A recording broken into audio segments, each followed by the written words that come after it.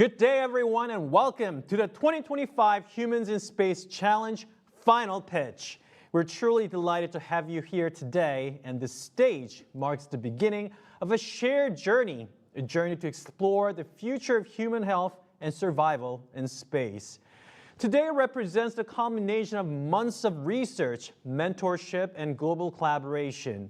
Innovators from around the world have come together to present ideas that will redefine how humanity lives and thrives beyond Earth.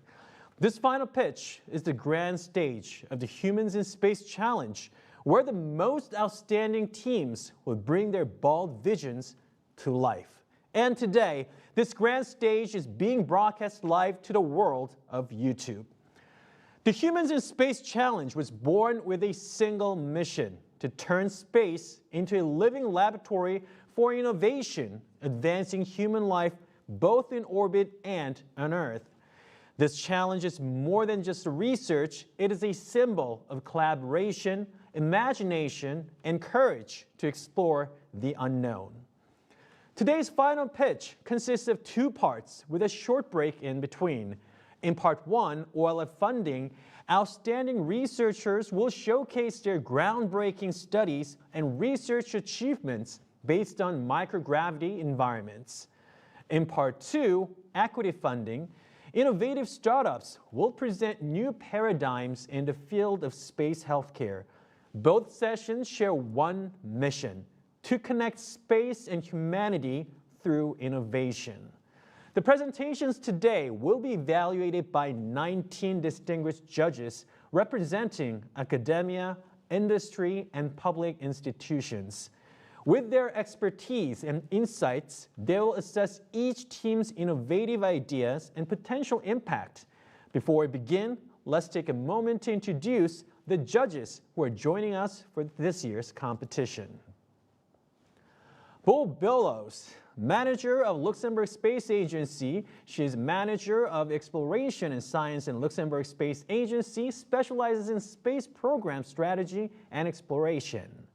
Dr. Kathy Young is the associate professor of University of Washington School of Pharmacy. She's an expert in pharmacokinetics with a strong focus in drug metabolism, transport, and predicting drug and drug interactions. Sejar Robasho is leading authority in the space exploration ecosystem, specializing in life support, habitability, and human space flight. He leads innovation for both human and robotic missions. Dr. Charles Chu is a professor of laboratory medicine and infectious disease at University of California, San Francisco. He specializes in infectious disease diagnostics and metagenomics. Dr. Christopher Mason is a professor of genomics and computational biomedicine at Weill Cornell Medicine and a founder of the Space Omics and Medical Atlas and director of the Aerospace Medicine Biobank. Dr. David Maroda is a pioneering scientist and the chief science officer at Halogen Corporation, shaping the future of in-space biomanufacturing. Dominikas Milasius is a deep tech entrepreneur and investor and the co-founder of Delta Biosciences. He is an active leader in the European investment community. Dr. Fatih Karuya is senior research scientist at Blue Marble Space Institute of Science based at NASA Ames Research Center. Previously, he served as a portfolio lead scientist for NASA's Space Biology Project. Moving on, Dr. Hoxer Che is the director of the Bioengineering and Nanomedicine program at Harvard, a world-renowned expert in nanomedicine. He develops targeted transmedic agents for cancer therapy. Dr. John Allen is Director of Medical Standards at Star Harbor and a project manager at NASA with PhD in audiology and bioacoustics from Baylor College of Medicine. He is a leading expert in the field of space medicine. Dr. Marisa Rosenberg is a senior medical research engineer, specializes in space flights, physiology, medical systems for human missions. She is currently at SpaceX as a senior medical research engineer. Martina Triche, innovation consultant.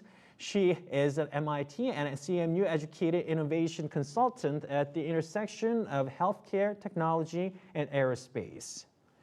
Dr. Miguel Ferreira is a space business developer at Space Application Service, where he works with the IceCube service. He holds a PhD in regenerative medicine from the University of Manchester with expertise in tissue engineering, stem cell biology, and biofabrication. Mika Muntz is an entrepreneur and investor currently serving as the founder and CEO of Etcetaflux and a venture capital role at the ESA Business Accelerator in Germany.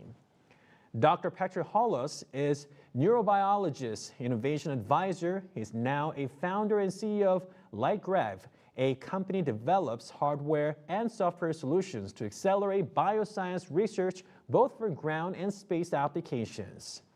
Dr. Paul Camon is Managing Director of Space Pharma's Business Development and Commercialization Activities in Europe. He held the position of Vice President for European Business at TAS and has served in the EU Space Advisory Committee. Dr. Soyeon Lee, South Korea's first and only astronaut, is a trailblazer in space exploration and a dedicated advocate for inspiring the next generation of STEM leaders. Stefan Chavalon is Vice President of Strategy and Business Development at Aurelia Institute and a strategic leader working to make space accessible to all through the nonprofit Aurelia Institute.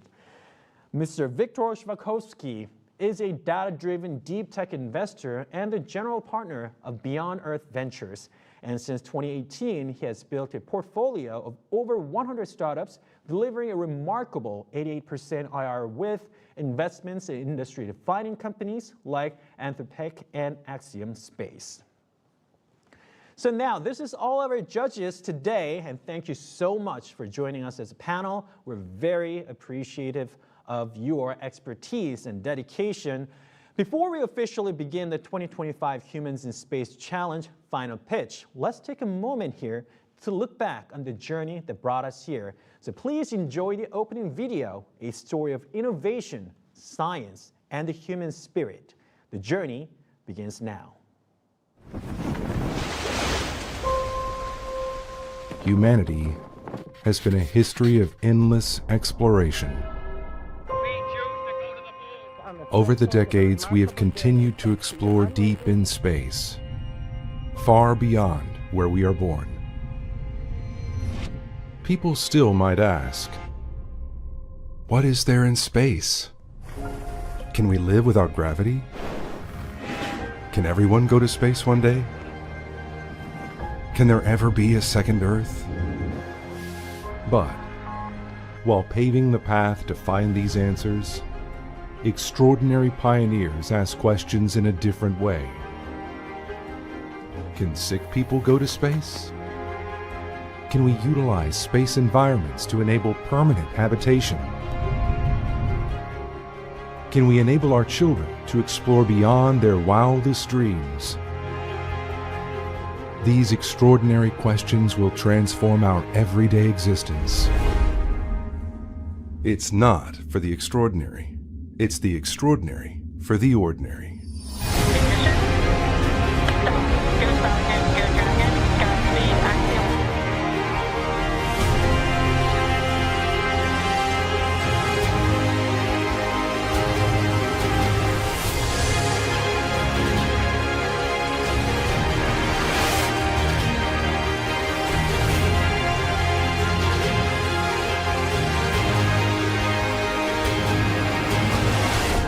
Now, it's time to reveal the answers. For humans in space.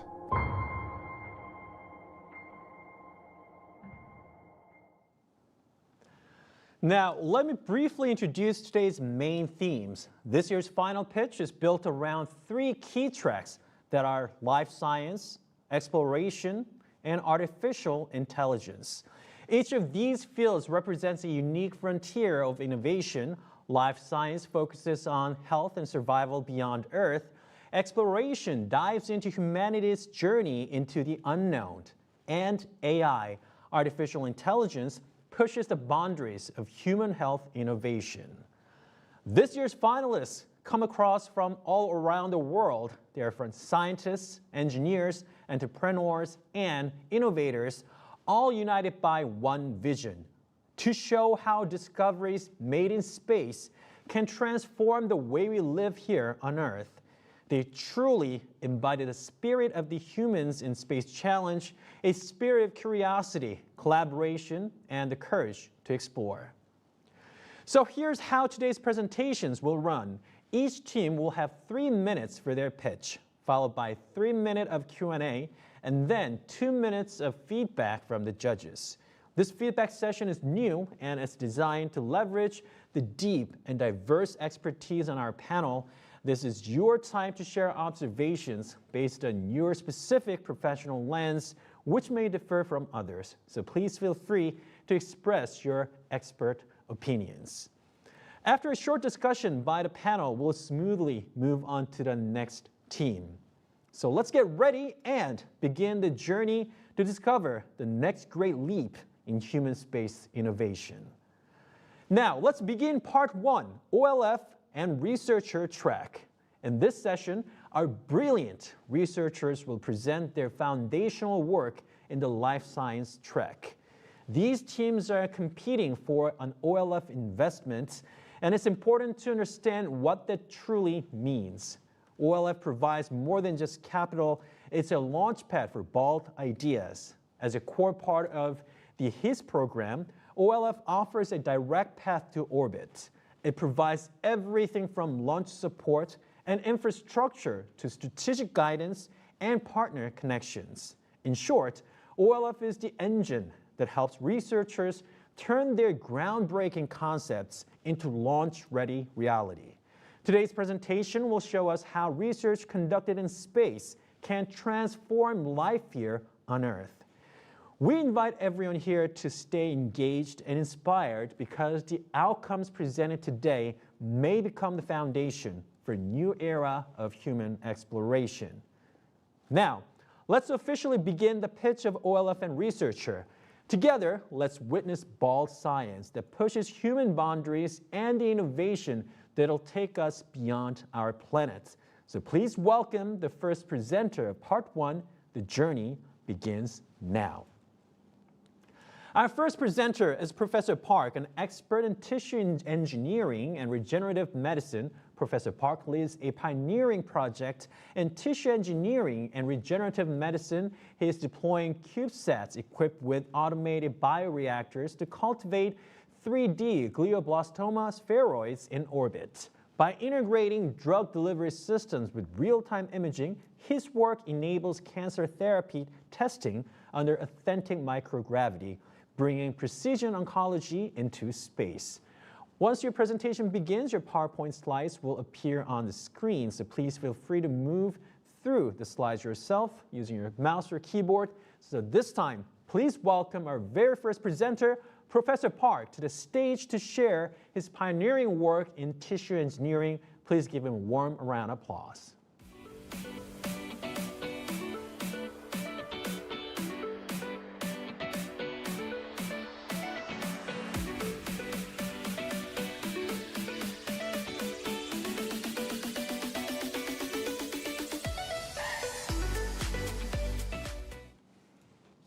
Hello, I'm Dr. Park from Hanyang University. Today, I will talking about our satellite-based drug screening platform. This platform offers 3 key advantages: low-cost, long-term research. It can study high-risk diseases. We focus on glioblastoma, fatal brain cancer with no cure. Patients live only 18 months. Microgravity only can inhibition tumor growth and spread. We tested the drug in crinostatic microgravity. Result, it was promising. Now we plan to test them in space. Our satellite is a new size. It will launch next year. Less than 16 kilos. It works for over 6 days. Inside, fully automated lab, cell culture chamber, drug dispenser, microscope, full 6 sensors. Our auto-focusing fluoroscope microscope just 3 cm, very small. It shows cancer cell live and dead real.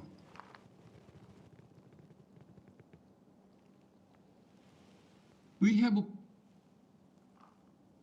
we have painted our BioInk is a powerful 3D culture tool for space. Our CO2 independent cells culture media support cell growth, small bio payload. We get 1 million per years from the Korean government funding. Our team including medical doctor, engineer, biologist with strong track record. Since 2008, we developed artificial organ tissue biochip. 2019, we launched the Longno chip to the ISS with UPenn. Next month, our first 3D printing biocabinet will launch on Korean Nuriho. After 3D printing liver tissue and then return, we will start world first preclinical trial. This is a biocabinet concept. We are working with the Axion Space for ISS launch. Our business model clear: patent drug screen service license. This project belongs to Korean space life science. Government support is rapidly increasing. Hallin Medical Center support ground station and clean room for our bio payload. We working in the human in space program linked to space research to medical innovation on Earth. We are next BioLuna, BioMars, all powered by our BioRex platform. Thank you for kind attention. Excuse me, Professor. Seems to be we are having technical difficulties with the microphone not being turned on. So we may resume after we fix this problem, and then we'll give you some more time, to be fair, so that we can go back to your presentation, because in the middle, the microphone was off, and we apologize for the inconvenience for all the viewers around the world who is watching this.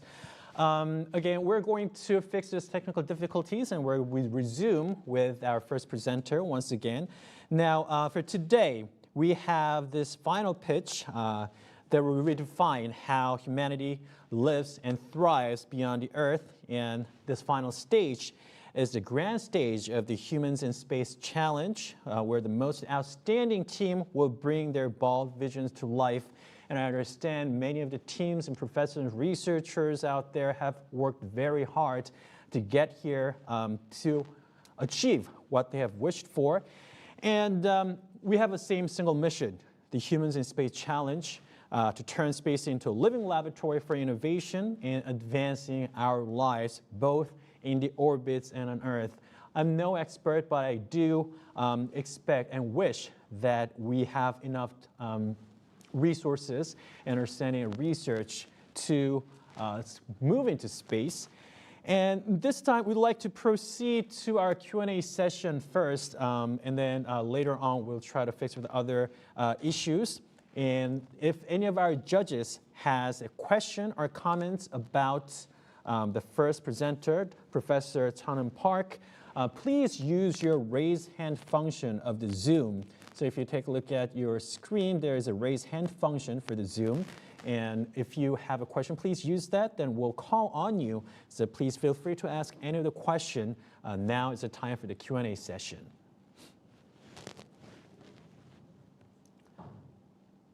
Yes, we have a couple judges who have a question.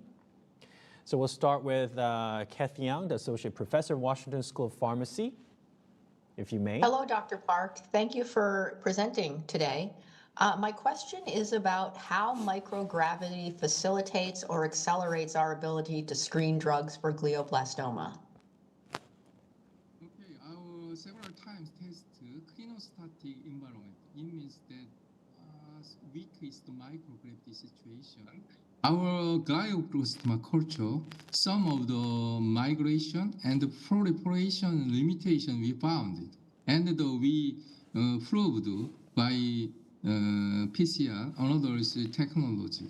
And this one is a key point. The second is our Korean big pharmacy, new developing is the anti-cancer drug, and the mixing is under clinostatic situation, and the more powerful is the glioblastoma apoptosis and the cancer cell death is phenomenon we found. We will evaluate more details, sequencing, and on a gene level. We will evaluate the disease processing. But this is a very important point. But as you know, on Earth, is the microgravity situation very short time and less than mimic is microgravity. On the space, on the is the realist microgravity. Maybe we get up the more powerful mixing our new drug and microgravity, maybe induce cancer cell death and cancer regression phenomena. We will find this situation on space situation. Okay, thank you. We might have just one more person to ask the question, and I think Fatih Kaluria, the senior research scientist at the Blue Marble Space Institute, had a question. So please, if you could, now's the time to ask the question. Yeah, thank you. Great presentation, Professor Park. I was wondering if your satellite-based platform requires samples to return to Earth, or you have in situ capabilities to be able to, in some way, test your compounds. Very good questions. Its return is very important to evaluation. Is the biologic sample and the another change is phenomenon and the detection is very useful to both. But it's a small satellite is the for return, some of the engine is needed. We'll try without the engine satellite. Our team is developing, not just this audience model. But finally, our team's goal is a small satellite return is the system. It is very important. Pfizer and the BARDA is the same system. Some of the satellites are big, but our system is a very small size, 8U below the 6U. It is if we return this our satellite, we get a more powerful biological information, drug development. Another research is possible because Okay, thank you, based Professor. on the very cheap is the price. Yeah. Thank you for your answer. Just to be fair, we have to keep the time frame strict. And now we'll move on to a 2-minute feedback session from our judges. So if any of our judges would like to share your thoughts or insights, this is an open space to share your expertise. So please, again, use the raise hand function on the Zoom. And now is the time for you. Thank you. If any of the judges share our view. Maybe to start with, is Dr. Chu, has Dr. Chu joined us today? Or maybe Dr. Martina Teriche, just to begin, to give us her thoughts? Maybe? I'm good for now. Appreciate it.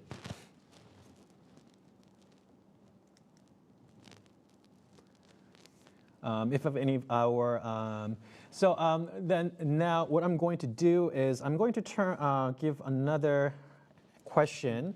So Professor Park, if you, I'm just gonna give you a 1 minute to finish off your presentation, which we couldn't answer the other day. So if you would like to say anything, I'm just gonna give you 1 more minute to talk about your presentation to finish it up, if you may. Okay. Our satellite-based the drug screening and the biology platform is a very important point to Human in Spaces program. Using our platform, we can study so many biology study in space biology study, and we can develop the new drug and the in space environment. This one is the I nearly hope to is the Human in Space program. Our platform is the co-join and another progressing work is very helpful for human and for future is our space work. I really hope to our platform next year launch by Human in Space program. Thank you. Thank you very much for thank you. Once again, we apologize for any technical inconvenience that we might have caused. And thank you once again for our first presenter and our panelists and judges. Now, we'll move on to our next presenter, which is Dr. Aidil Gonzalez Cerricchio, a molecular geneticist and a space biologist. Her research team is conducting groundbreaking studies by sending genetically engineered elegans to the ISS to model Alzheimer's disease in space. By observing how protein aggregation accelerates and insulin signaling pathways are disrupted in microgravity, her team is attempting to uncover the mechanisms of neurodegeneration, processes that would take decades to observe on Earth. So once your presentation begins, you can also use your mouse or keyboard to move your presentation. So please join me in welcoming Dr. Ideal Gonzalez Cericchio as she presents her innovative research. Please give a big round of applause.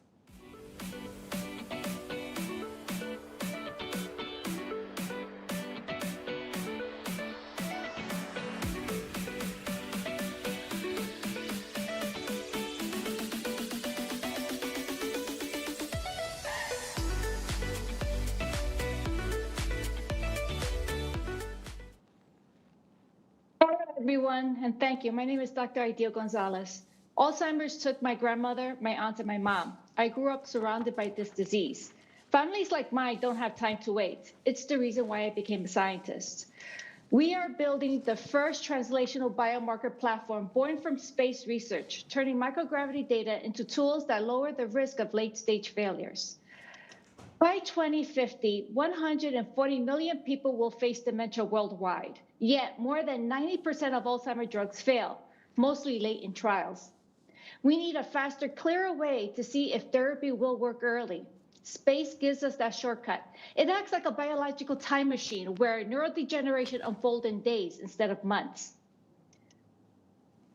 In microgravity, Alzheimer's model nematodes develop signs quickly. We compare them to wild-type controls to detect early biological anomalies, subtle changes that appear before full degeneration. These patterns are captured across parabolic, suborbital, and orbital flights and used to train AI to recognize them as early biomarkers. We map those same biological signatures onto human neurons, brain organoids, and rodent models. The end game? AI-ready biomarkers panels that accelerate discovery and reduces late-stage failures, starting with Alzheimer's. We are taking a crawl, walk, run approach. Each flight stage adds a layer of measurable biology, movement, aggregation, stress signaling, and mitochondrial change, building toward a more complete biomarker validation. HIS flight data feeds directly into our pipeline, paired with ground control for imaging and omics comparison. We train AI on both data sets to extract gravity-specific biomarker features and predictive patterns for human translation. We will offer a translational biomarker panel. Pharma and biotech teams use it to triage drug candidates and reduce late-stage failures. Revenue begins with a small pilot program of 3 to 5 pharma companies, then scales through subscription and licensing. Biomarker represents a $120 billion market by 2030. Our cross-species panels and AI-ready datasets provide continuous updates and drug pipelines, and continuous updates as drug pipelines evolve. I have the scientific expertise, and I am so fortunate that I have incredible strategic partners and the support and the infrastructure to make this work. With government grants being rescinded, this catalytic capital fills that gap to launch phase 1 now. Every delay means billions lost and families still waiting. My name is Ideal Gonzalez, and I'm raising a disease that doesn't wait. Please join me. Thank you. Thank you for your amazing and fascinating presentation. And now we'll open up the floor for a 3-minute Q&A session. Now, if anyone in our judge members or panels has a question or comment, please use, again, raise hand button. We already see a couple judges raising their hands. So we'll start with the very first one, Victor Shivakovsky, General Partner of Beyond Earth Ventures. Please go ahead. Yeah, hello everyone. Thank you, Dr. Gonzalez. I believe that what you are doing is really very valuable and important. For me, as a venture capital firm, the main question, I guess, is you mentioned the data sets. How do you see the business model, the monetization of these data sets? Is it going to be a subscription or one-time sell? How do you see it? Thank you. Okay, thank you for that question. So it will be a subscription model and is always going to be evolving, especially as the biomarkers, whatever, if it's going to be movement as well as fluorescence, it's going to be a subscription model that can build. Okay, thank you. Now we'll move on to next in person, Dr. Soyeon-Lee, our very first astronaut from Korea. Yeah, maybe because of the time restriction, and then you didn't talk about any experiment kit or protocol, and then how you will send the C elegans, and then what kind of test you will do, and then can you explain a little bit more about that? Absolutely. Due to time constriction. So we have C. elegans models, and I'm fortunate that we can actually see it in real time. I have the animals in a dish staged, and we're going to see in real time how the animal responds using bright light as well as fluorescence, because they already have them tagged with the markers that I need. So that's the whole protocol. And in real time, it will be stored on a device that will be feeding an AI system. So I started doing machine learning with already established strains that we have and that we already have that have been published. And we've been training the AI right now to identify what is wild-type behaviors and all those attributes that I'm scoring with the current Alzheimer models that I have. And then once we have the capital to actually collect the data that is in parabolic, suborbit, and beyond, then we can actually see which signals are triggering on earlier. Okay, thank you. We only have 30 seconds left, so I don't think it's sufficient time for the question, but if any of our judges has some feedback to give to Dr. Gonzalez, please raise up your hands, and we'll go from there. Just if you have any feedback or to talk about Dr. Gonzalez's, yes, Professor Soyeon-Lee, could you elaborate? Yeah, actually, it's a little bit of the following up of my question and also kind of feedback. As I heard from your explanation, your experiment kit is not ready for the space flight yet, because even if you have a protocol and an experiment plan, and then sending to the space is a totally different regime of the problem. But you explained doesn't include all those kind of readiness yet. So hopefully you will develop that, because no matter how good method and then contents are developed for the space flight, if the space flight ready it's not the kind of confirmed or kind of relevant and kind of reliable, then it's not successful. It cannot be done in space. So I think that you might want to be focused on that part more from now. May I respond? That's why I have to walk the crawl, walk, run model. So I have to do that crawl first before getting ready for spaceflight. Understood. Yes. Thank you. Just quickly, also Mr. Fatih Karia has something to say, so please share with us. Yeah, great presentation, Professor Gonzalez. I think maybe some clarification related to your MVP. I mean, you talked about Alzheimer, Parkinson's disease, and so forth. So maybe dive into more probably the Alzheimer part, which seems to be what you're initially targeting, because I think the rest maybe can be added later on. And so probably focusing more on your MVP might have been a little bit more helpful from my point of view. Thank you so much. Thank you once again for your feedback, also for your presentation. That was amazing. And now we'll move on to our next presenter. Up next, we'll hear from Jiwon Park, a researcher specializing in spatial transcriptomics and multi-omics integration. So our next presenter, Park, is validating the STAN platform, an imaging-based technology that maps cellular and molecular interactions without sequencing.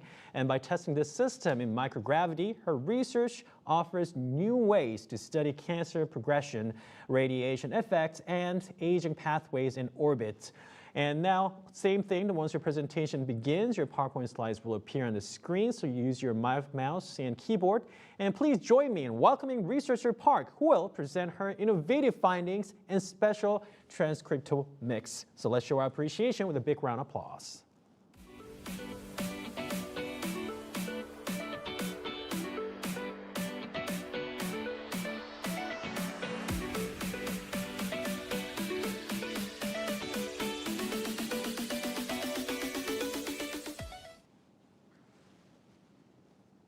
Thanks for the. I'm waiting for the Q sign, but I guess I can get started. Thanks so much for the invitation. And we all know that the space flight is a huge stress and immune burden for everyone in space. And as a researcher, we started collecting samples from space from across multiple missions. And of course, apply every possible omics or complicated research-grade molecular assays to astronauts with the hope to find countermeasures for them. But one of the biggest challenges are the fact that space is so far, far away. We have to wait until the astronauts and their samples come back to Earth, which makes every study retrospective. And we're making a lot of compromises along the way in sample storage, collection methods, data and sample quality, and timing. We also need a full laboratory setup with a bunch of skilled PhDs to process and analyze, which leaves a need for real-time sampling and analysis. So the new method that we developed that can perform single-cell profiling using imaging-based spatial omics or a simple microscope can solve this problem. The idea is very simple. We immobilize cells onto the cells using magnetic beads instead of the droplets or any other single-cell sequencer and complicated setups, hybridize our high-plex library, and image them. To make this possible, we have assembled a team of experts with extensive experiences of space medicine research, biobank, sequencing in space, spatial omics and analysis, assay development, as well as translation. And with this amazing team, we can deploy microgravity-compatible single-cell profiling methods in space. Major steps to get there are prototyping on magnetic nanobeads and automation parts, validating the platform with the flight opportunities, and scaling and spinning it out. The method itself is already published and proven earlier this year by our teammates. And we have a really good idea on the sample and data quality that we can reach across various samples, and this is currently in press.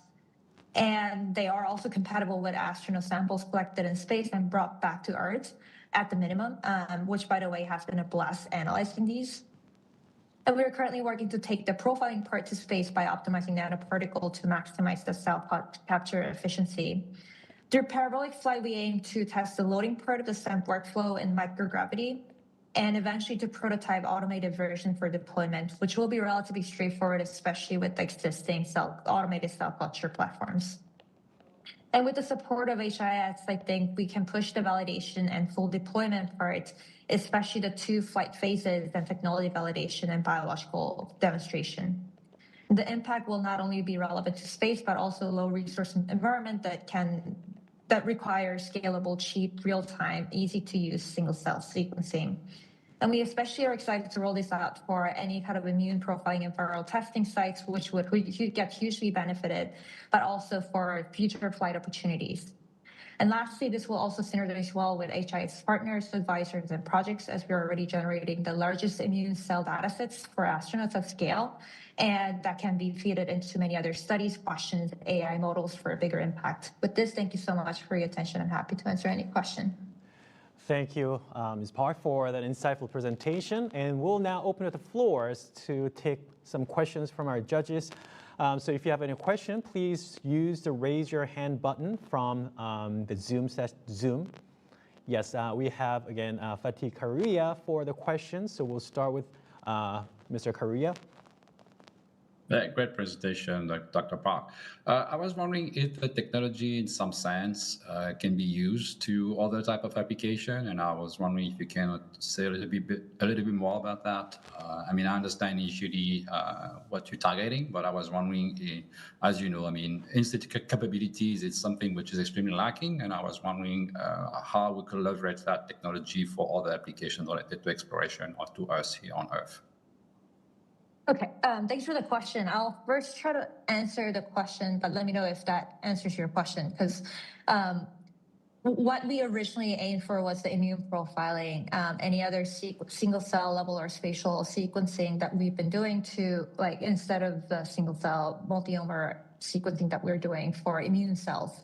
But this can really be applied to any other platform, any other applications, like if you want to detect the presence, if you want to substitute the qPCR, if you want to detect any of the RNA and protein or metabolite transcripts, you should be able to detect it through microscopes or imaging modality aspect of it, as long as we can develop the probes for. Okay, thank you. And then next, we'll like to have Dr. Martina Teriche to give us a question, please. Can you please elaborate how you plan on protecting your intellectual property, in particular for the space-induced bone loss? Yes, the STAMP workflow itself is patented through the original developers of St. Jude, as well as the teammates. The patentable part that we are working right now on active patenting is the microfluidics and the automation part, as well as the nanobeads part, where we can really use that for microgravity in the microgravity environments. Thank you. And we have one more question from Medicine C. Fihan, and please go ahead with the question.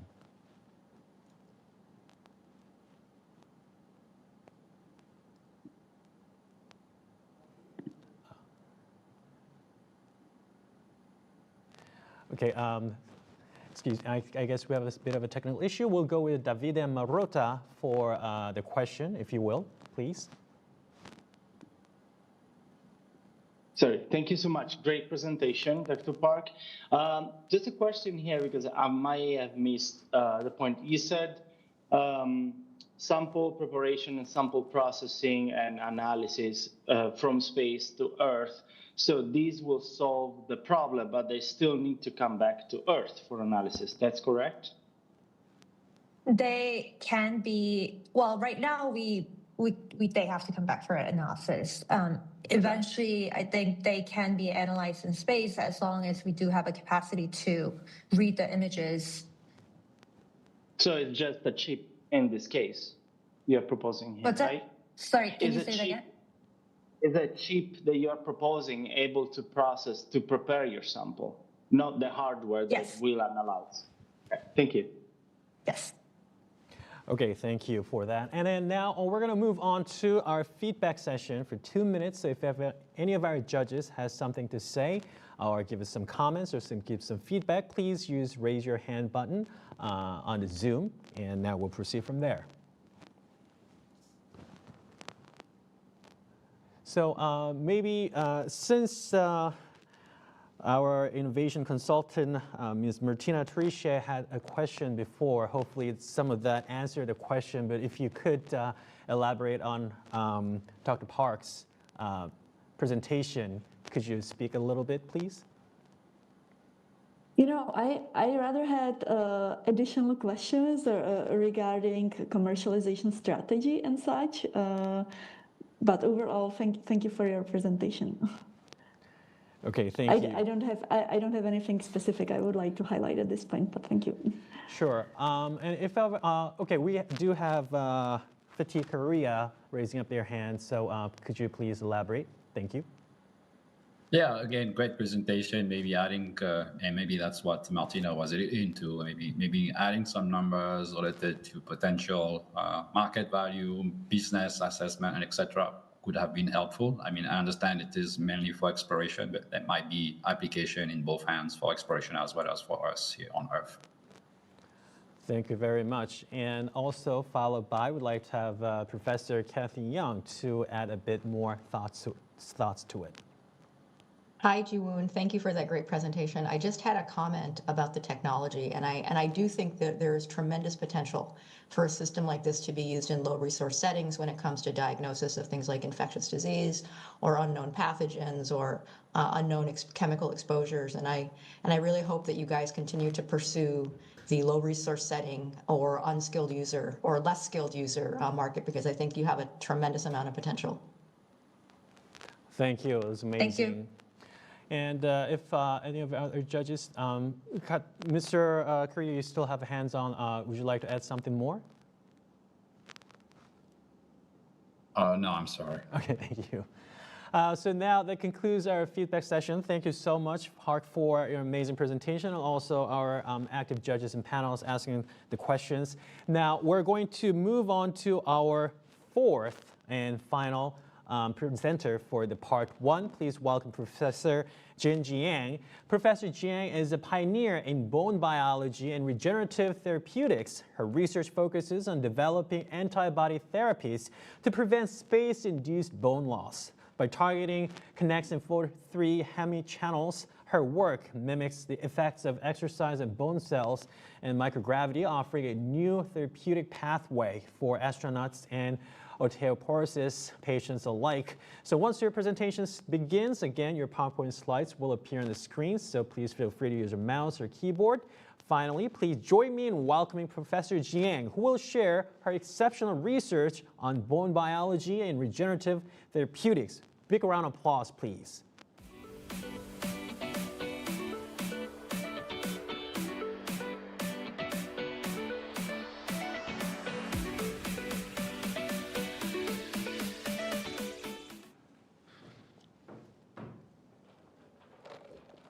Good morning. Thank you for the introduction. Our project tackles a new key challenge in space flight: how to keep astronauts' bones strong in microgravity.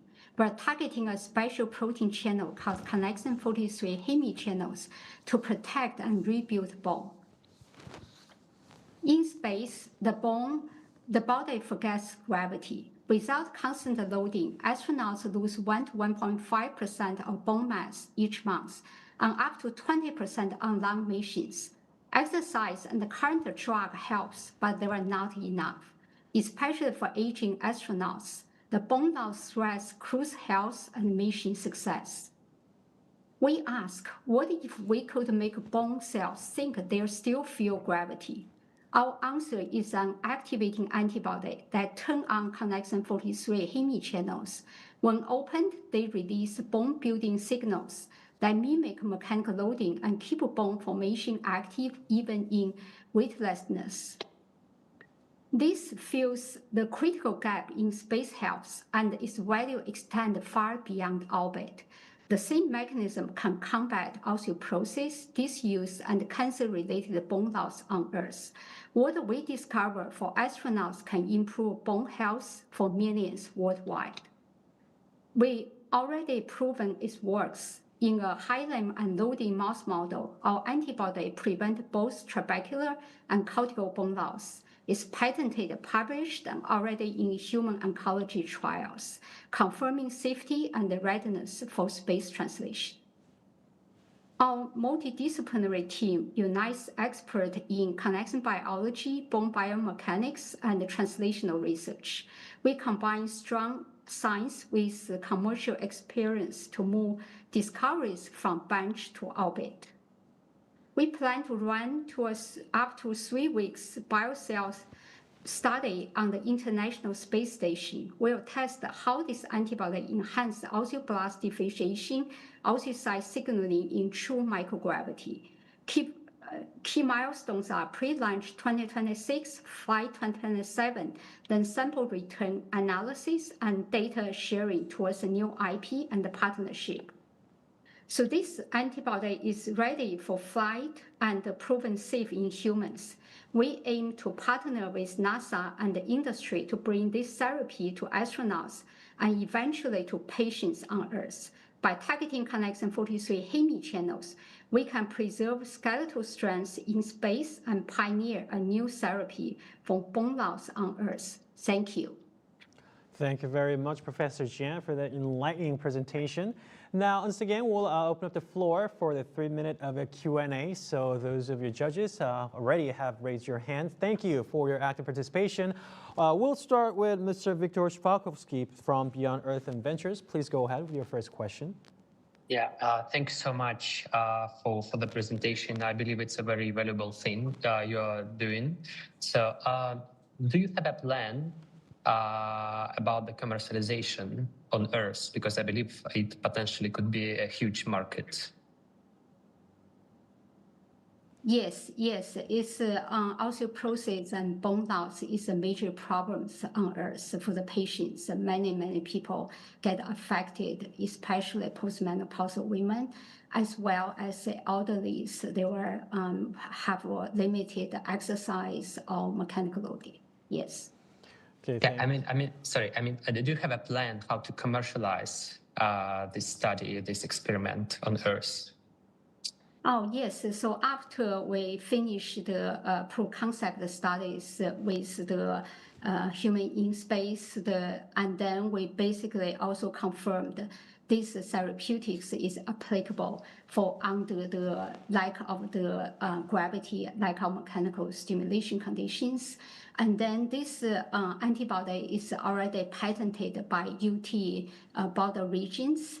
And then for oncology indications, it has been licensed, but not for other indications. And so it's opened the door for the further commercialization, for the license, and then for the further investment. Thank you. We'd like to have another question from Dr. Miguel Ferreira from IceCubes. Please go ahead with your question. Thank you very much, and thank you, Professor Jiang, for the great presentation. My question is related to what you are expecting to see in microgravity that you cannot see with the current models that you have on ground. Do you expect, for example, the mechanisms of bone loss to be different, or something else? Yes, it's basically for the cells we study is osteocyte, which is a major mechanosensory cells. It's very highly sensitive to mechanical stimulation. So on the Earth, even though we can mimic the studies like in the cell, as well as in the unloading model, in the tail suspension model, but it still cannot totally isolate the mechanical stimulation effect. So that's why with this, the microgravity in the International Space Station, we're able to really looking at this effect in the isolation of the normal, even the side loading on Earth. Yeah. Okay, thank you very much. I don't think we have enough time to take on the next question, but if any of our judges has some feedback or share your thoughts or insights, please raise your hands and Zoom, then we'll connect with you, we'll call on you. So now is the time for the feedback, 2-minute feedback. So if you're still interested in giving insights or feedback, please raise your hand. And maybe we'll have Dr. Patrick Hollis from Lightgrave to share a bit of thoughts with us. Please go ahead. Yeah, thank you. As a feedback, I think it was a very concise and clear presentation about the need and what are next steps. And maybe as following up from Miguel's question, that could be like very clear, like why you need the real spaceflight mission. And obviously, yeah, the biologic will be different in real microgravity compared to the hind limb. And one question that you might answer, or maybe you could have highlighted, that although this drug or antibody is used for oncology purposes and safe and tolerable, are you aware that might be any side effects on the cognitive side if it's an oncology drug, and what would be like maybe a dosage that might affect a mission, a focus mission execution? But otherwise, really nice presentation. Thank you very much for your insights. Hopefully they can be answered in the next presentation. And also this time we'd like to invite Dr. Stefan Chevlin from Aurelia Institute to give us some thoughts and your insights. I was going to ask a question before, but I'm happy to also give thoughts and insights. One of the things that I think about is there's not a lot of people going into space currently. And so this is something that's applicable to astronauts. Those are usually the most healthy individuals that are going up into space. When they come back down to Earth, is there any long-term impacts of having this antibody activated? Is that something that you need to worry about if they don't suffer from bone density loss after they've spent time in space? And you may not be able to answer that now, but just something to think about. Thank you very much. We can have one more quick feedback, I guess, from John Allen. Mr. John Allen, could you share your thoughts and elaborate? Yes, thank you very much. I'll make this quick. That's very exciting work, and I find it really important. And it'll be intriguing to see the differentiation as to, presuming differentiation as to what you're proposing paired with and without the actual exercise in space to see if there's a difference in terms of effect on whether it's trabecular bone or bone in general. So very exciting. Thank you very much for the presentation. Thank you so much, Mr. Allen, for your insights and your feedback. Now, this concludes the presentation for Part 1, OLF and Researcher Track. And now we're going to have a 5-minute break. And when we return, we'll move on to Part 2, and where we'll meet the entrepreneurs and investors and innovators of the equity and startups track and exploring survival and exploration beyond Earth and advancing human health through artificial intelligence. So please stay with us, and we invite you to continue to have your interest and support for the Part 2 of this HIS program. We'll see you in 5 minutes, so please stay tuned.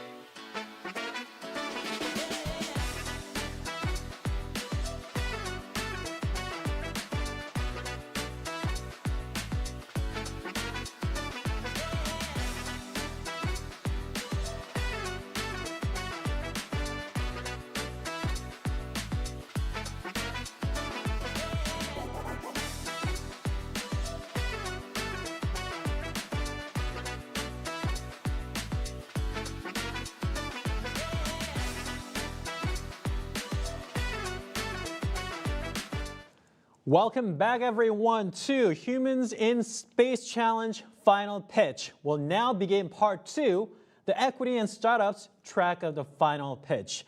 One of our finalist teams, Delium Technologies, has unfortunately had to withdraw from the competition due to personal circumstances.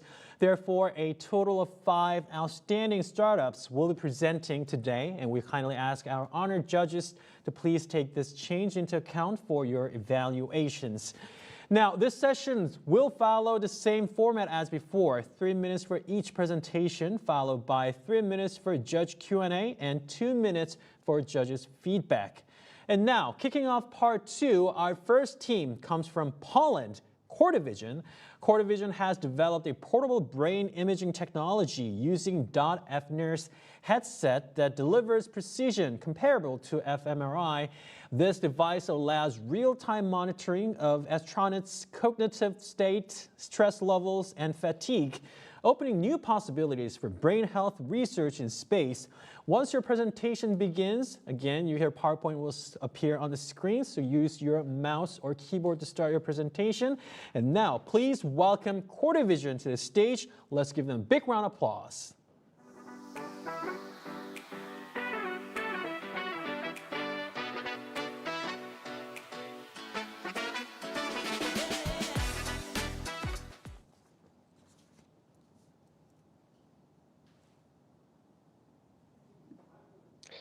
Good morning. My name is Wojciech Broniatowski. I'm the CEO of CoreDivision. At CoreDivision, we produce portable devices measuring brain activity anywhere you want using near-infrared spectroscopy. We have stable sales to research institutions worldwide and manage to send our devices 3 times to the ISS. The problem is, in space, we only measure before and after missions, so we miss the timing and dynamics of the changes. In other words, we may know something changed, but we don't know when or what was the factor impacting astronauts' cognition. Only real-time monitoring allows us to link specific activities to actual changes in the brain. If we want to detect undesired states like loss of focus, fatigue, or disorientation, this is the only way. Wait a minute. You could say there were numerous EEG measurements in the past. Yes, but EEG is not enough. It shows only general brain signals, hard to tell where they come from. It works poorly in the frontal brain areas, mainly responsible for attention and cognition, and it correlates weakly with fMRI. Therefore, we need an alternative to fMRI in space, which is more accurate than EEG, but feasible for in-mission monitoring. So the solution is going from this current stage to having a full picture of what happens to astronauts' cognition while in space. Based on the fNIRS technology, we're building a portable hub with data quality close to fMRI, but compact and usable in orbit. It enables real-time monitoring of brain activity like attention, stress, or fatigue, while potentially also integrating other physiological data. And with automated research tools, it lowers the barrier for scientists so that research ideas can be turned into ready-to-use protocols or sensor setups without needing neuroscience expertise. It matters because this is the only technology providing fMRI-like brain data in space. Our team has already worked on 3 successful missions, but let's move to the business model. We sell portable brain scanners that work in space. They are the entry point, but our main business is the software and services around them. With our platform, scientists on Earth can easily design brain experiments without being experts, and these experiments then can be run on training missions or even carried out on orbit using equipment that is already there. This way, many more researchers can access space science. We don't need to sell a new device for every study. One scanner can stay in orbit and be adapted remotely or with small accessories. We charge for these updates, and we even share part of that revenue with mission operators. So our business model grows from selling devices to providing continuous monitoring, research services, and data access, both in space as on Earth. And we all see the rapid growth of missions, the ambitions for deep space exploration, and even journeys to Mars. But none of this can succeed unless it is safe. And that means we need to truly understand what happens to people in space. Okay, this is it. This was my presentation. Let me now dress up properly as I should have from the beginning so that you can see how it actually looks. Okay, I'm happy to answer your questions. Thank you once again for your demonstration and with the real product there. So now we're going to open up the floor for the 3-minute Q&A session from our judges. So please feel free to ask your question. And this time, again, we'll start with Mr. Fatih Karia to begin your question. Please go ahead. Thanks, great presentation. I was wondering if there's any application on Earth. I mean, exploration, certainly it's important and interesting, but certainly from a revenue perspective, I will imagine that might be more, I guess, incentive on Earth. And so I was wondering if you can say a little bit about that. Thank you. Of course. We sell our devices on Earth starting from 2021. So currently our products are available in about 70 labs all around the world. What you can see on my head is the previous design. What I was referring to in the presentation is the upgraded version, which is more detailed, enhanced technology we did in the meantime, and we would like to adjust it to space conditions. This is, by the way, the device that was used in the past 3 missions in space. Thank you. This time, we'd like to ask Mr. Paul Camone from Space Pharma to ask us a question. Please go ahead. Yes, thank you very much for the opportunity. I think it's a really interesting device. Did you already implement, or do you plan to implement a real-time transmission to Earth from the helmet from the astronaut? That would be great, but let's be honest, this is also a very fragile topic in terms of data privacy and how to approach this kind of data transfer. But we believe that, yes, the future would be in live monitoring of those functions, especially to detect any undesired states, any risks, and mitigate them before they happen. This is why this real-time monitoring would really make a change. Thank you. I think we might have just one person to ask a question. I would like to ask Dr. Miguel Ferreira to ask the question. Please go ahead. Thank you very much. A really great presentation. So you mentioned that the data that you can get is similar to fMRI. Can you explain a bit more about the differences in the type of data that you can get and how it compares? Thank you. Of course. In terms of brain monitoring, we have 3 technologies: EEG, FNIRS, and fMRI. FNIRS is a compromise between the EEG and fMRI on 3 levels: portability, spatial resolution, and temporal resolution, which means we can get faster data than fMRI, but they will be not as deeply penetrating us within the fMRI, which also means that when we compare the results, if we run the same procedure using fMRI and FNIRS, we will see high correlation between the results of those measurements, because those technologies show that we can get very similar signal measuring the brain with both of these technologies. Actually, 4 slides later, I have a chart which shows this correlation in detail. I can also provide it after the presentation. Thank you all our judges for your questions and also for your answers.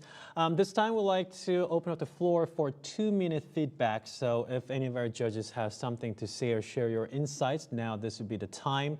And so now floor is yours. So again, please use your raise your hand function.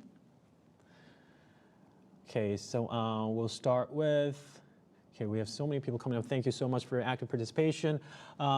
I'm having difficulty reading. Okay, so we'll start with Dr. Martina Teriche for the feedback, and then we'll go from there. So please go ahead and elaborate. Yeah, thank you for your presentation. My feedback is related to the question of Dr. Fatih. I would have loved to see some more details about applications on Earth, because I think that there is a potential, maybe also including like remote areas, and if you would consider including it in the core presentation, I think that could help your commercialization as well. Thank you. Thank you. And this time we'd like to ask Dr. and Mr. John Allen to share us with his insights, please. Yes, thank you. Thank you. He mentioned advances in the sensor system, and as you well know, the smaller, the less invasive the system, the more it is tolerated, particularly in space by the astronauts, whether they be commercial or government astronauts. So I'm sure you're working toward that. And I wonder too, it's not a question for now, it's just a comment to the point that it can, yes, real time is important, but is there an autonomous analysis process that might be possible as well using AI or some other, or machine learning? Thank you. Thank you very much for your participation and your feedback. Also, we'd like to have just one more person finally. I think we have Mika Muntz, the founder and CEO of, the CEO of the company. Yes, please go ahead. Of Flux. Hey, thank you very much for the presentation. I really like that. I just have a little question, maybe on top of that. How would you handle the noise and motion artifacts during astronauts' movement? That would be interesting. If I can say, we have the IMO sensor here.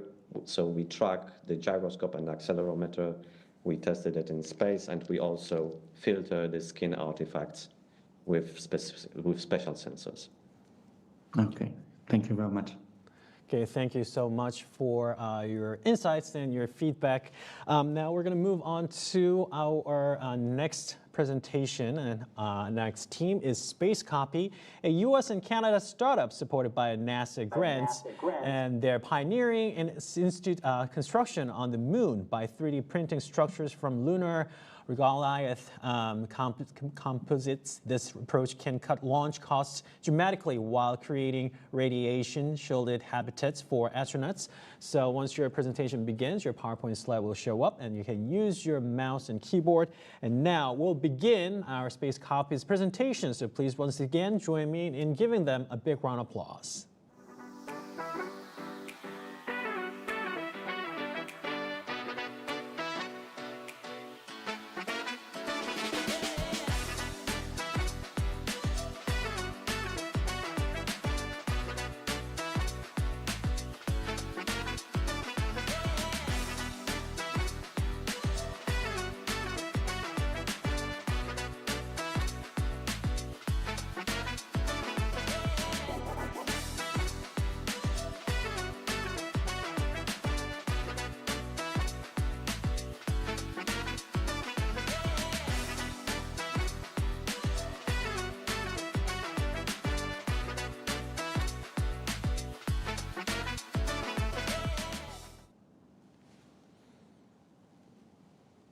Good morning, everyone. My name is Madison Feehan. I'm here to present SpaceCopy. SpaceCopy is an in-situ logistics and additive manufacturing company based in the United States and Canada, and today we are showcasing to you what it is to 3D print vital medical supplies, textiles, and equipment in the most extreme environments on the front lines of Earth and space. We are a small, focused, multidisciplinary team across a global platform, with my own personal background being from NASA and planetary science and astrophysics for dual-use technology. The technology capability that we are presenting today is surrounding additive manufacturing using in-situ resources, primarily lunar regolith, to create things like lunar habitats, launch pads, precision tools, critical supplies, and more.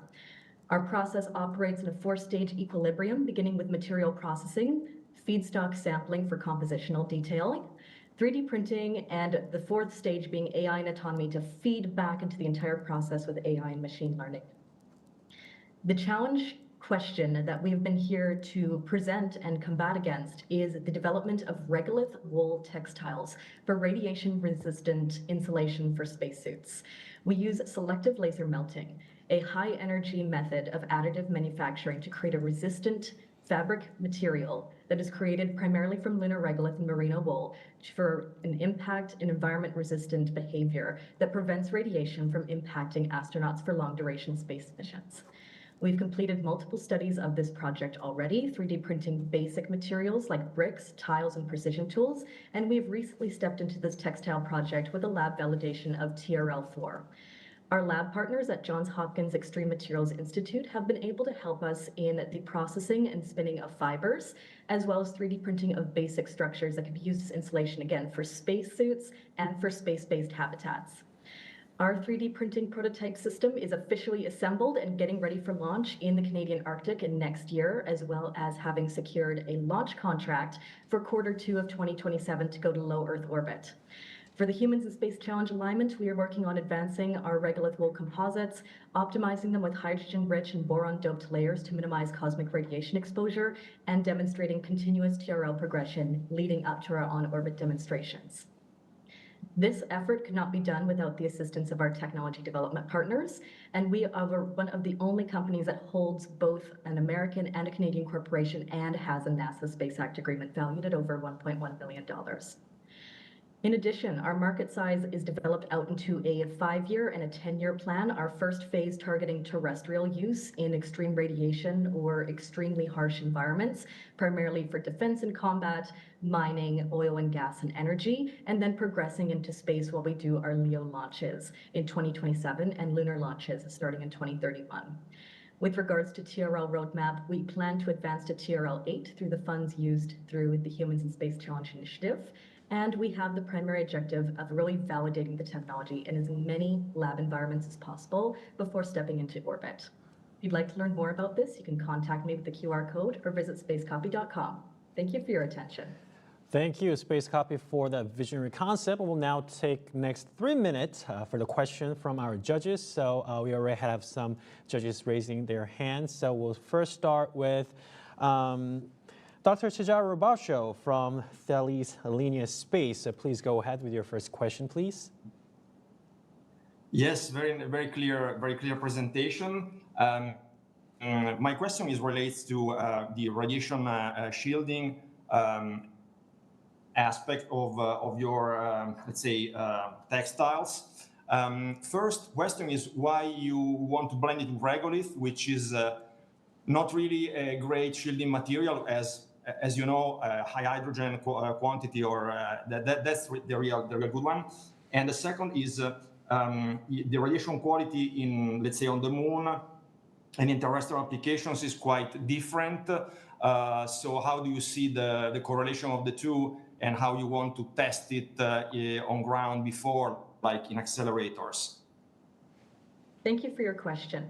To answer, the way that the technology operates is by spinning fibers at a high temperature from a lunar regolith simulant that is mixed with a small amount of both ceramic and metallic-based binding agents, which overall contributes to an enhanced radiation protection.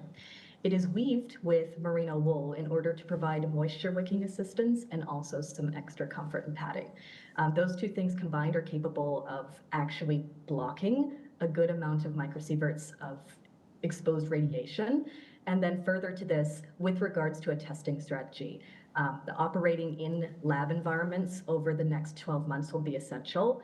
And then we will be rolling out into just some common terrestrial harsh conditions, which don't have high radiation exposure, but they do have some of the environmental parameters of space. We would be testing this technology in LEO in 2027, and that would give us a little bit more context to compare our lab test results against. Thank you. Now we'd like to ask Mr. Viktor Shvkovsky from Beyond Earth Ventures to go ahead with your question. Yeah, hi Madison, great to see you. I remember that last time we discussed your terrestrial applications, and I would be happy to know how is your progress on this side, because I believe that the lunar game is quite a long game. So I want to know what is your traction on the terrestrial. Thanks, Victor. Always a pleasure. Our terrestrial progress has been massive. We are executing contracts with mining corporations. We have pre-sold over 300 units of our 3D printers, as well as actually validated the MVP that will be going to the Arctic next year with the Mars Society.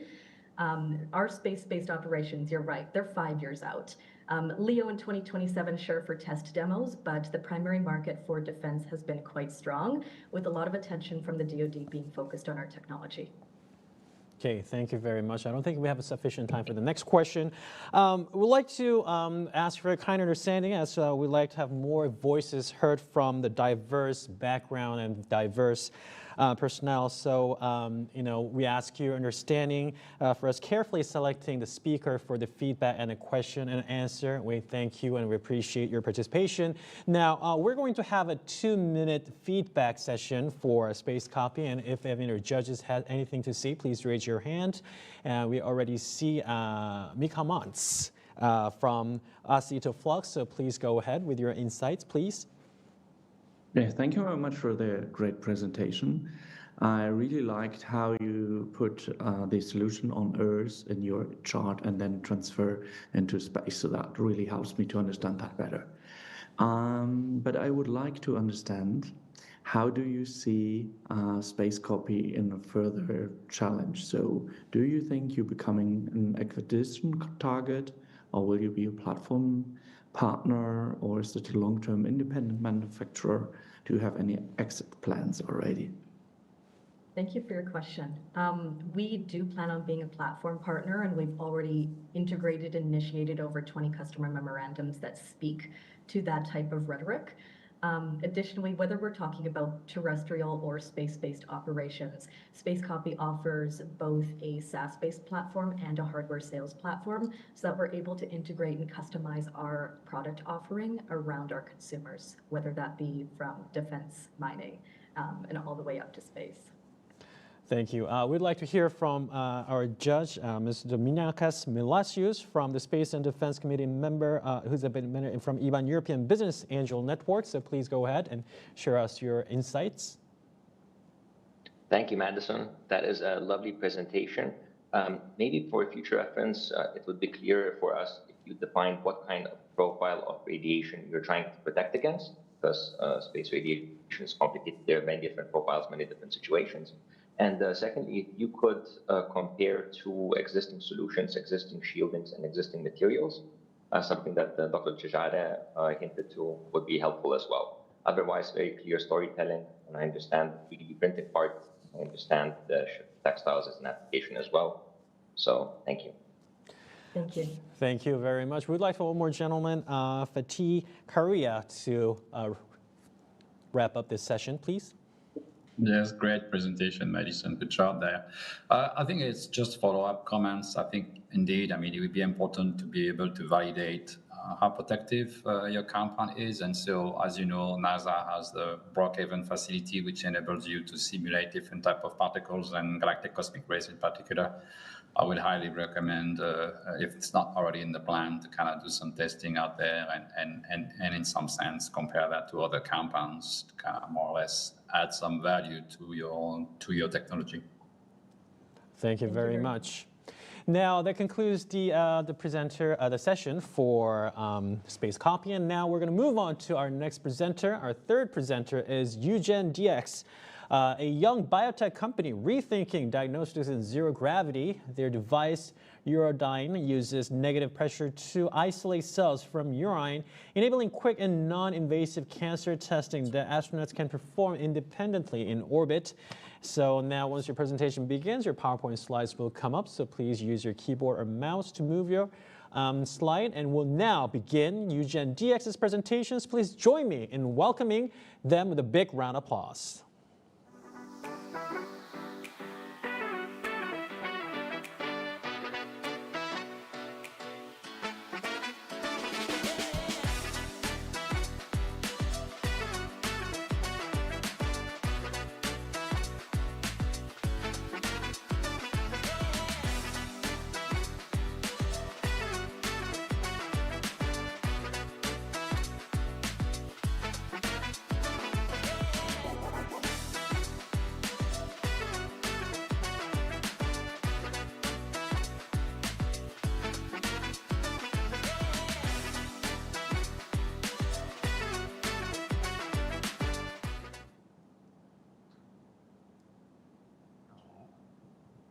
Hello all, I'm Sushant, founder and CEO of UGEN-DX.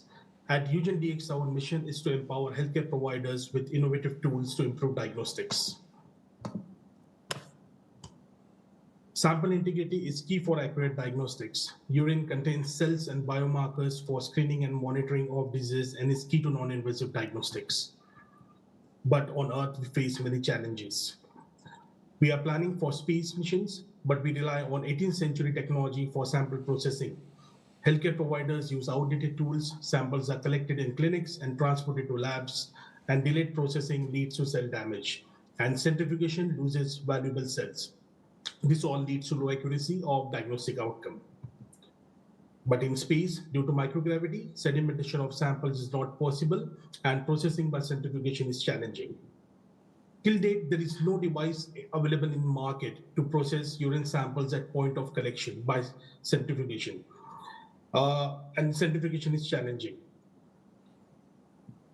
Thus, UGEN-DX has developed a smart technology. For Earth application, it provides superior cell capture, sample stability is up to 8 weeks, it removes contaminations, and process is performed under 2 minutes. For space application, our technology provides gravity-independent filtration and compact system for biological cell separation. From results, it is evident that the device outperforms centrifugation, especially in grade 1 samples where centrifugation fails.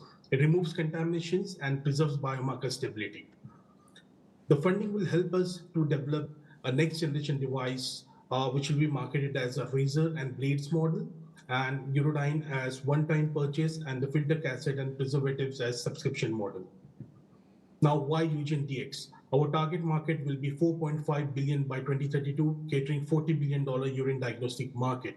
The device targets more than 100 million urine samples globally for multiple indications, for screening, monitoring, and diagnosis with potential customers ranging from GP practices, clinics, diagnostics, and pharma companies.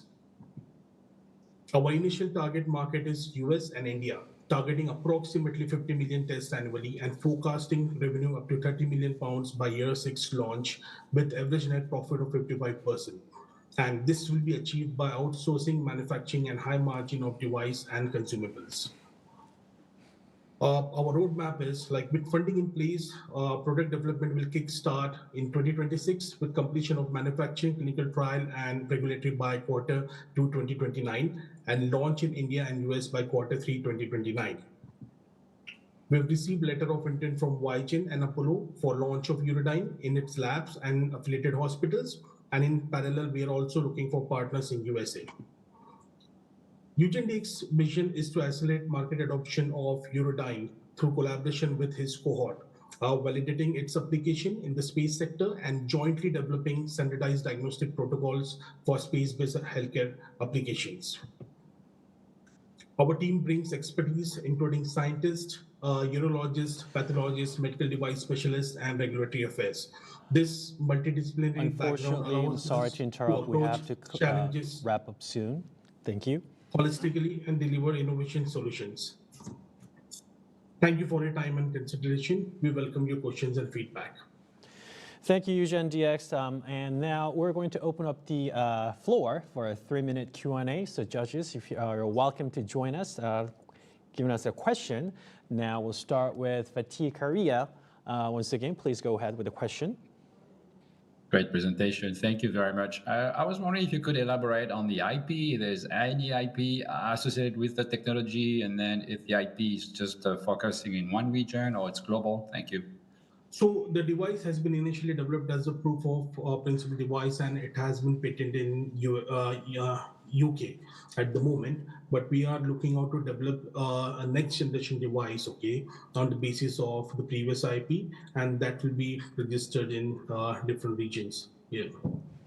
Thank you. This time we'd like to hear from Dr. Christopher Mason from Weill Cornell Medicine. Professor, please go ahead with your question. Oh, yes. Just curious, after the collection, how stable are the samples after collection? How long have you tried some stability tests? The samples, the stability test proved that the sample is stable up to 8 weeks. Okay. Yeah, and they have been tested with a biomarker, and the cells have been undergone with heat-induced epitope retrieval for biomarker labeling, and that has been done until 8 weeks of stability. Yeah. 8 weeks for nucleic acid or protein markers? For protein markers, yeah. Okay, thank you very much. Now I would like to ask Dr. Soyeon Lee for another question. Yeah, I just want to make sure that so this kind of process is more like the prep work. So you just hand over the urine sample after filtering in some kind of vials or tube to that. So Yes. should the diagnostic started from there, right? Yes, yeah. Okay, thank you. And also would like to ask Mr. John Allen, please go ahead with your question. Yes, just quickly, what I took from the presentation is that this technology, were really fascinating, brings benefit to space. It's not necessarily critical that it be done in space to return to Earth. Is that correct? Yes, yeah, like the samples can be processed in space, okay, because the device works on negative pressure. It is completely gravity independent, So, like the samples can be processed and, like we provide purified samples, which can be used for accurate diagnostics. So they can be used for like in space healthcare monitoring as well, and also for terrestrial application as well, yeah. Okay, thank you. But space itself does not bring the benefit, correct? No, sorry, go ahead. No, please go ahead. Go ahead with your question. I was just wanted to clarify, but doing the testing in space is not necessarily beneficial to the testing itself. It's just that it's adding an advanced technology for utilization in space, correct? Yes, it adds a benefit in the way that it purifies the samples, okay? Because in centrifugation, okay, most of the samples are not completely purified. So we actually purify the samples by removing all the debris, all the mucus, and all the blood RBCs from the sample, and it provides a crystal clear epithelial cells, for diagnostics. So definitely it is quite helpful because like you don't have to post-process the samples multiple times to get them purified. Thank you. That's all the time we have for the question and answer. But then since our feedback sort of has been hybrid version of comments/questions, so if I may, I'd like to ask Professor Kathy Young to give us a bit of a feedback and the question you might have had. Thank you, Dr. Sushant. This was really interesting. I have a question about the methodology. Does the sample post-processing require refrigeration or freezing? And could this So it does not require any refrigeration or freezing, So the samples. I'm sorry, could you repeat your answer? You spoke over me. Sorry, it does not require any kind of you do not have to place the samples at 4 degrees Celsius. The samples can be placed at room temperature and they are stable up to 8 weeks. Thank you. If I may, Dr. Soyeon, could you elaborate and wrap up this session with the feedback and comments, please? Yeah, okay. So to give this kind of feedback, I just want to make sure with my question. So if that, I'm strong believer the prep work is really important to make the better kind of result from the diagnostics. Yes. But if that is support the prep work, I think as a startups and a business point of view, we needed to think about how we can add the value more because it's harder to make the higher profit out of the only with the prep work in the real world and business world. So I think that might be the things you want to consider. And then another one is if you really want to send to the space and then 8 weeks stabilization is not hugely convincing because bring the sample back takes a much longer time. If you really want to do the right away in the space, and it doesn't have to be stable up to the 8 weeks because most of the process and experiments are done by the schedules and kind of things. So not the too long backup like a hospital or a general diagnostic lab, and in space is a little bit different. So we can think about some other niche to convincing the space flight ready kind of things about this application or about this business, I think. Thank you. Yeah, thank you. Thank you very much for your time and consideration and for your comments, Dr. Yi. And that concludes the session for UGEN-DX. Now we shall move on to our next presenter. And next is Baon. They're developing a human digital twin system that merges multi-model data and on-device AI to deliver autonomous health insights in space. And its AR interface lets astronauts access diagnostics hands-free, making medical intelligence immediate and personal. So once your presentation begins, Again, your PowerPoint slides will show up, and feel free to move your slides with your mouse or keyboard. And ladies and gentlemen, please welcome Bowen's presentation with a big round of applause.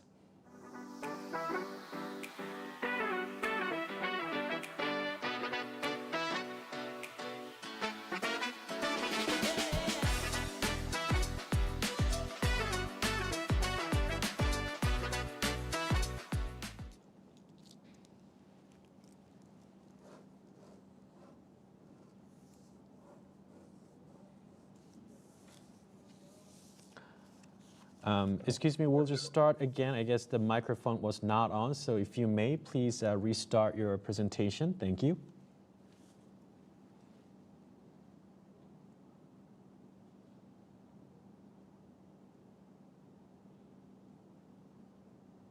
Hi, good morning, everyone. My name is Aurélien Balandona. I'm here to present to you BORN. Thank you for having me. BORN is enabling autonomous health intelligence for space and Earth. Our goal is simple: real-time predictive care for everyone, for every mission from ocean depth to deep space. Astronauts face radiation, isolation, and physical decline, often without real-time medical support. Current systems are passive and fragmented. They don't detect problem early or act autonomously. We solve this with our human digital twin platform. It turns any health system, including suits, into a real-time, predictive, autonomous, offline, online decision support system. Here's how it works. We combine sensors, environmental data, voice-activated data, health record, and genomics, then process them securely with advanced health knowledge graph and AI system-level autonomy to enable fast, real-time diagnostic, prognosis, risk prediction, and also treatment strategies. BORN stand out. We are the only modular dual-use platform with real-time autonomy, AR capability, offline mode, and regulatory readiness.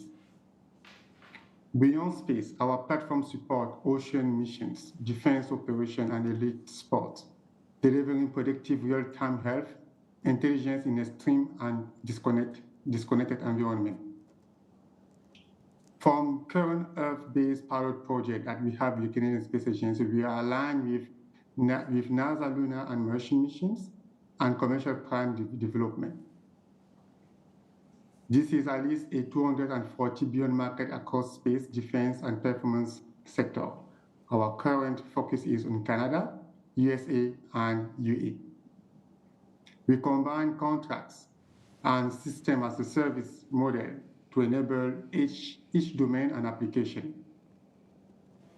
Currently do not have debt. We are projecting strong growth with over 52% net profit by Q4 2028.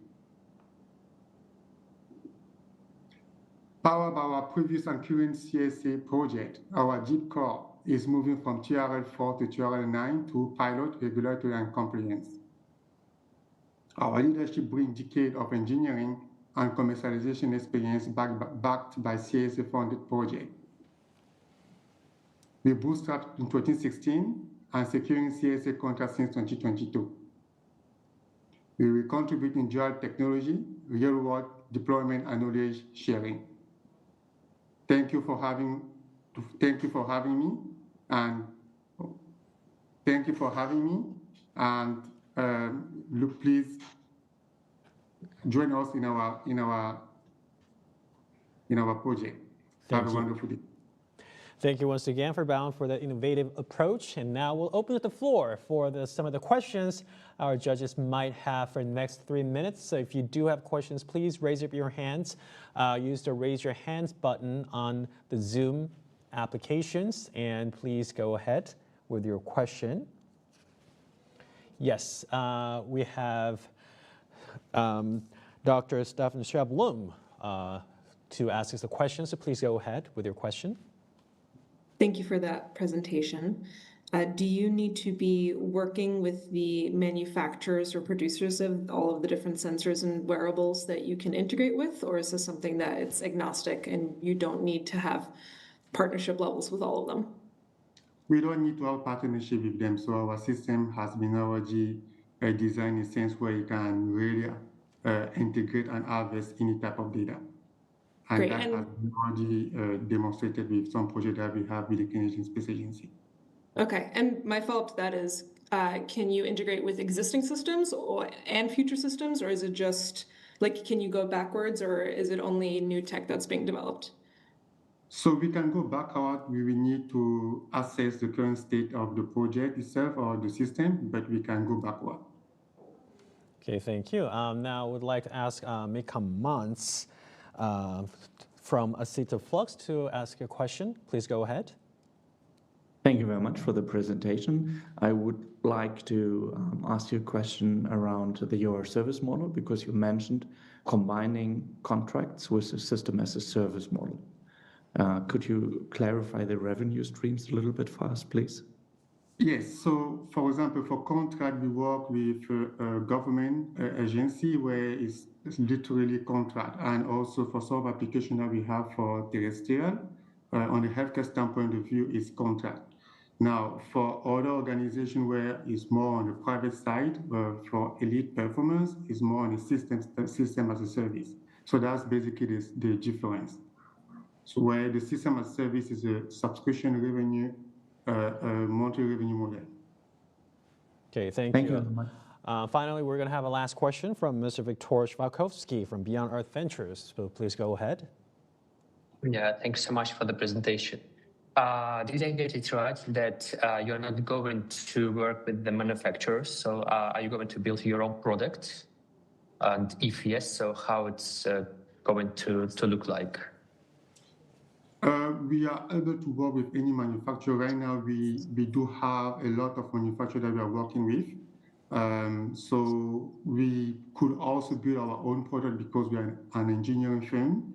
And also we have already some opportunity of doing so with some manufacturer across the world. So we are, flexible at either or. Yeah, got it. I mean, is it going to be some device? Is it going to be some suite, or how the product is going to look like from your point of view? So currently what we do have in mind and is we have enabled a project first with the Canadian Space Agency. What those was with off-the-shelf devices. And now also what we are going to do is to really see what we could do with current system. And if there is an opportunity of integrating those systems into our platform, that would be great. But we could also in the future consider, for example, like I said, we know that we have Axiom Space who's building their own suit. We can work with them to integrate directly the system on the software standpoint of view. But on the hardware, we could also work with, there is some organizations here in Canada that are already focusing on building, let's say, a specific suit. Thank you. I'm sorry, we don't have sufficient time to go on with the Q&A session, but in the meantime, we do have some time left for the feedback. So if any judges have some of the comments or feedback to the presentations just presented by Bowen, yes, please go ahead with Dr. Yi. Yeah, I think my feedback might be follow up with Stephanie and Victor. So yeah, for now, it seems like more like the CSA contractor position, because CSA already integrated ready data to give out to the Bowen, and then you don't need any other kind of configuration or integration thing. But to make the real business, I think there is at least this HI challenge. We have several different data collecting way and a different company, and to give out the real service as a human digital twin, you might be ready to get all different kinds of format of the device around the globe, more than thousands and millions, it will grow. So I just wonder how you can be ready to integrate with all different kinds of the device, not only in space, but also remote health area. And another one is you can think about how to generate the revenue to sell out the data. Of course, healthcare data is not the sellable as a private, but if you have anonymized and for the AI healthcare related company or some kind of healthcare related organization, and you can anonymize all the data and then give out to them and open the API or something kind of like that. So in both influx and outflux, better be ready to have integrate with all different kinds of devices and companies. So that might be the number one consideration to grow your business, I think. Thank you, Dr. A, for your insights. That was very helpful. And then now we're going to move on to our last presenter for this amazing event. Now we're going to go into the VastX to close part 2. The VastX is from the United States. They are developing a digital twin platform that integrates PBPK modeling with AI to stimulate how space affects drug responses. It provides real-time personalized dosing guidance, a bold step toward precision medicine beyond Earth. And once your presentation begins, again, your slides will show up and use your mouse or keyboard to move back and forth. And now we'll begin VastX's presentation, so please join me in giving them a big round of applause.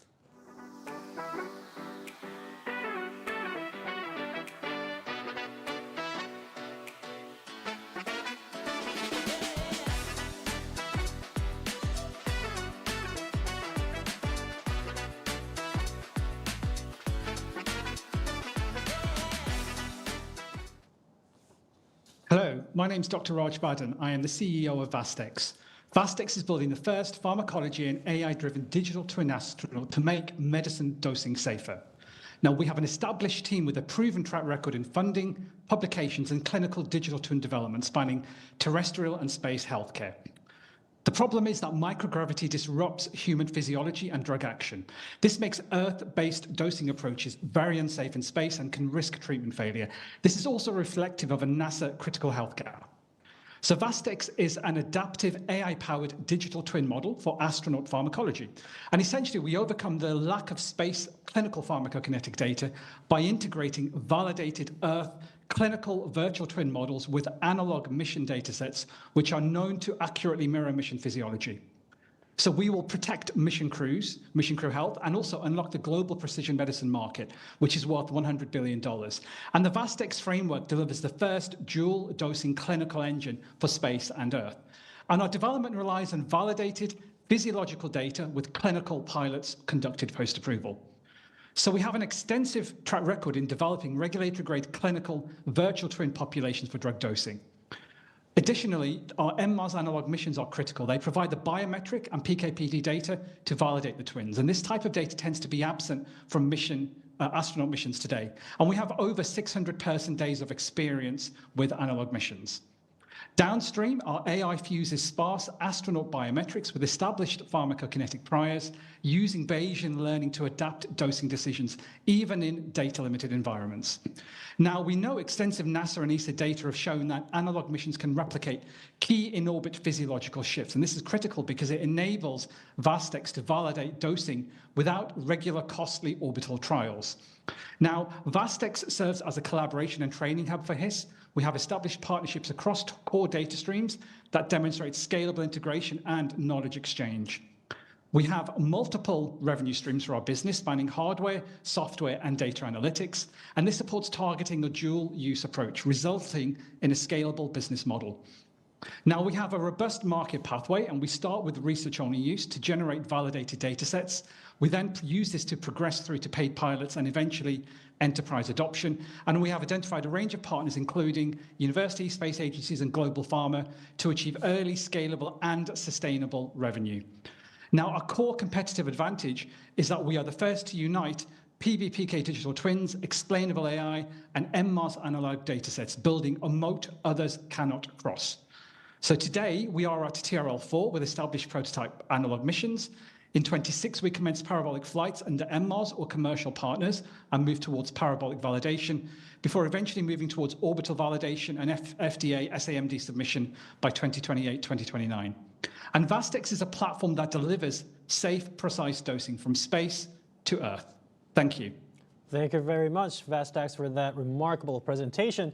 Now, we'll take this moment to take some questions from our judges for the next 3 minutes. And we have Dr. Marisa Rosenberg to ask us a question. So please go ahead and open up the floor for us. Hi, thank you for this great presentation. I agree, dosing is really important. I would like to hear more about how you plan to use the analog astronauts to mirror the changes in PK/PD that we expect in space. Yeah, so we know that the analog missions can capture a vast number of the physiological changes, and this is critical. And in our analog missions, what we essentially are doing is, as well as collecting the biometric information, we use this. So this could be things like ECG, heart rate, cardiac output, renal function. This is used as modifiers to the core mechanistic PBPK model. So the AI element will detect a change in renal function and adapt the mechanistic physiological model to resimulate the plasma concentrations. But within the analog missions themselves, what we essentially are using is a nutraceutical agent. It's called ipraflavone. It's an osteogenic product. It's currently under investigation as a product that could be used to prevent osteoporosis in astronauts, and it's a nutraceutical, so it makes the regulation and the use of that product much easier. So in our analog missions, we plan to use this to administer to our subjects, to take blood and saliva samples, and this will be used as data sets, clinical data sets within the analog missions. We work extensively with universities, so we have a good understanding of the IRB process, and for the majority of our analog missions, we do have IRB that covers that element of working with subjects. Thank you very much. And now this time we'd like to move on and then ask Professor Kathy Young to ask us the next question, please. Hi, Dr. Badan. That was a really interesting presentation. I'm curious about what narrow therapeutic index drugs are likely to be used on station that will require extremely precise dosing, and how you get around the fact that the doses on station are going to be fixed. So, you know, a tablet is only available in certain strengths. Will you actually have the ability to personalize these doses to the degree that you would like? Thank you. Totally. So I'll deal with the second part first. So obviously one of the core elements of our model and our progression to SAMD Class 2 submission is to ensure that the model is not at that stage autonomous. To gain SAMD Class 2 approval, the model has to augment a clinical decision. So at that stage, a clinician will have to make that decision. However, the AI element of the model includes shot-based explainability, and this will make a dosing decision in an explainable, transparent way to support the regulatory approval to Class 2 and Class 3. But essentially, to come directly to your point, the doses are limited by terrestrial doses. So the AI doesn't have a free-for-all to make a random, really stupid choice of a dose. It's limited by hard bounds set by the terrestrial dosing ranges. So that will support some of the transparency and the dosing decisions. And in terms of the first part of the question, so you're right. There are not a huge number of narrow therapeutic index drugs available, but fentanyl is one example. However, this is really applicable to all drugs, essentially. So it's applicable to, I think there's something like 190 medicines that are within the ISS medical kit. So it's applicable both in space, but particularly when we move to our beachhead, which is the terrestrial market, it has wide implications in many, many different areas. Okay, thank you. And for many medicines. Unfortunately, that's all the time we have for the Q&A session. And now we'd like to move on to our feedback session for next 2 minutes. And again, it's been sort of a hybrid session for the feedback session. So I may ask Mr. John Allen to give us a bit of insights and comments, and at the same time, maybe go ahead with your insights and your thoughts, please. Yes, thank you. Excellent presentation, very interesting.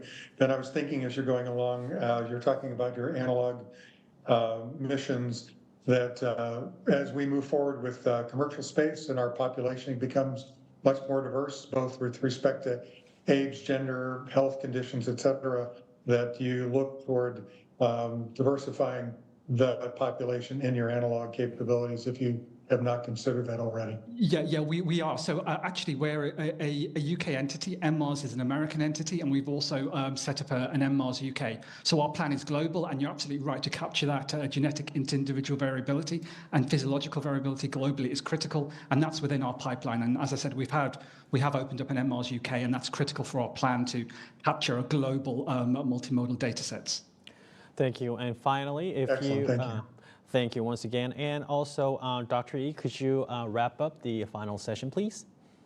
Yeah, so I think it's a great idea to have a digital twin for this kind of application, but I just wonder, and you can just consider about that, how to modeling every single individual to have a precise response of the, not only for the space flight application, but also remote health, because you needed to have all those kind of historical healthcare data and all the drug history of the every single people in different way, and then those modeling is kind of like a big huge things for the every single people around the globe to have every single people has a digital twin for application. And then in the same time, I think privacy is really, really important, because as you already know, several insurance company has a huge scandal because they got leaked of the just some history of the drug of the every single patient, and then targeted for the marketing of the pharmaceutical company. And then there was a huge kind of criminal, but it's harder to catch also. But in the same time, is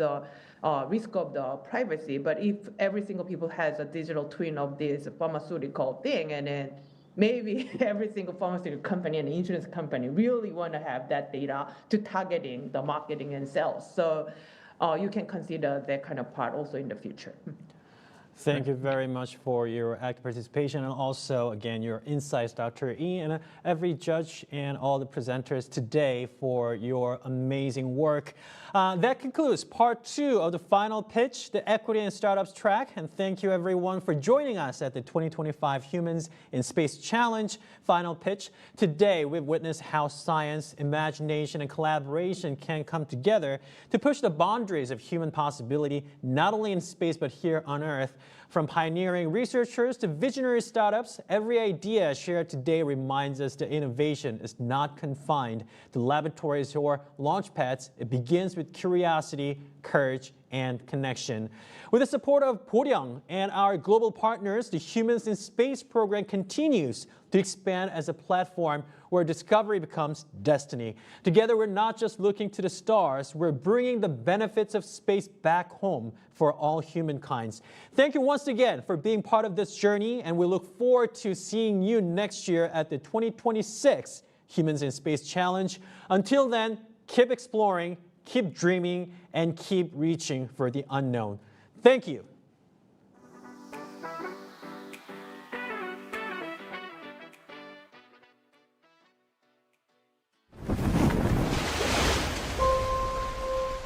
Humanity has been a history of endless exploration.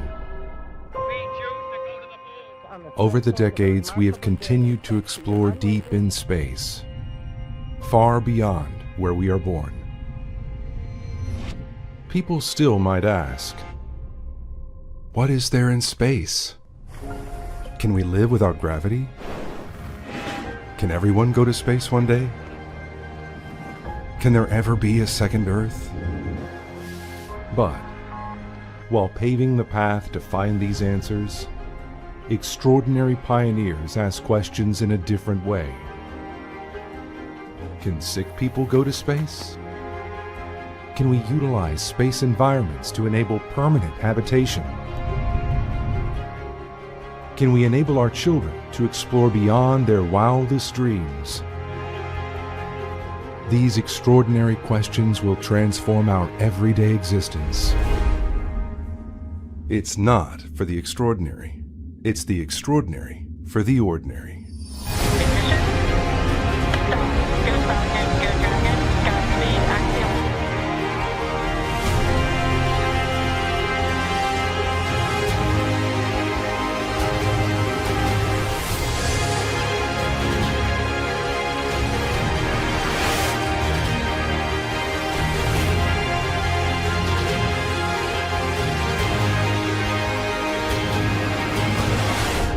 Now, it's time to reveal the answers. For humans in space.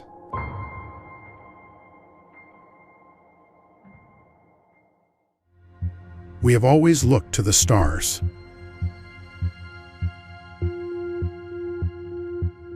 Not just as distant lights, but as our future.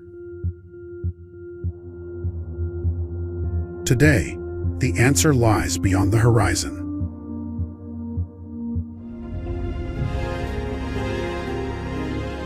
Space is not the final frontier, but a new beginning.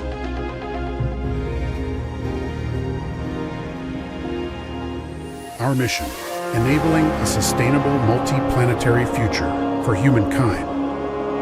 Here, pioneers, innovators, and dreamers unite to accelerate the ideas that will define our future. This is more than a competition, it's a declaration.